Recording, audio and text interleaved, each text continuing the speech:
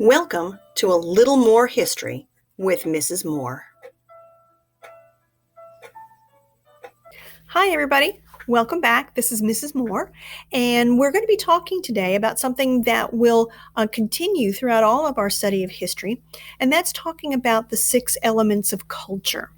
Many people divide culture into several different elements. I like the simplicity of 6 elements, but every person is a part of a culture. Sometimes you're part of more than one. Here at FWC, we have a culture, and many corporations even believe that they have cultures within that corporation. So today I want to try to help you to understand, what does it mean when we talk about culture? Okay, so number one, what's the definition? Well, the culture is a people's unique way of life. So we could say there's a Russian culture. We could say there is a Mexican culture, a Kenyan culture. There are all sorts of different cultures that people are a part of. Every person belongs to at least one. Many people are multicultural, though we might not see it. There's different things that I would do up in New England than people do down here in Texas. I've got 2 different cultures that are blended together in this thing that we call America. So how do you see culture, and how can you map it out? Well, we're going to say, for simplicity's sake, that culture has 6 elements. There are some more, but we're going to simplify it to these 6. And each element looks different. There's a specific feature of a way of a person's life that's described in these elements. So let's start with the first, which is political.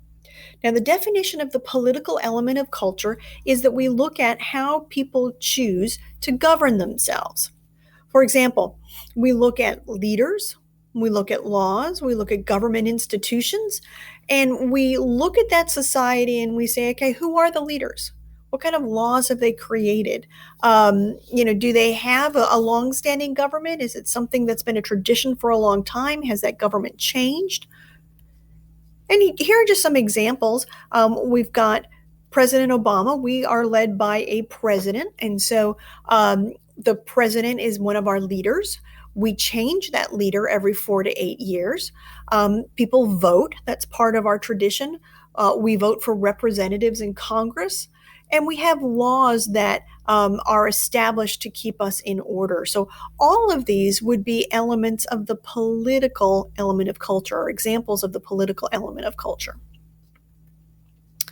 The next element is known as economics. And when we look at the economic element of culture, we're looking to see how people get what they need to survive. Now, examples would be, do they trade? If they trade, do they barter, or do they pay money? If they pay money, what's the currency? What kind of jobs do they hold? Is there one job, or are there many jobs? These are questions we'll ask as we look at different cultures this year. Some examples, you've got some currency up at the top. Many ancient cultures didn't have currency. So what they would do is trade. We can see jobs today. Most jobs involve some sort of work with the computer. We see up in the corner that we can order things from Amazon and from all over the world on our phones, and they can be delivered to us.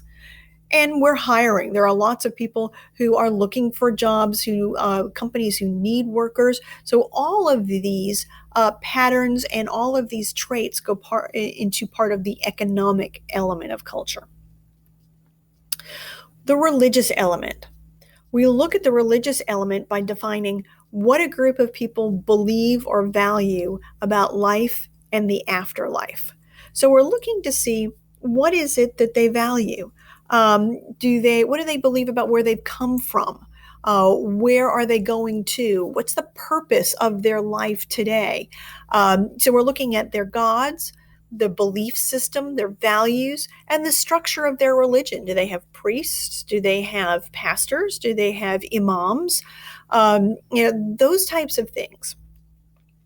So we're looking here at just some pictures that would represent some elements of culture. We've got a chapel, a very fancy chapel, yes, but a chapel. We've got some pastors in front of an African-American church, And then we've got some gods and goddesses of Egypt underneath. So all of these would represent what we would look at when we're looking at the religious element of culture. Social, when we look at the social element of culture, we're looking to see how a group of people organizes themselves. Do they organize themselves into families? If so, what type of families? Nuclear families, extended families, clans?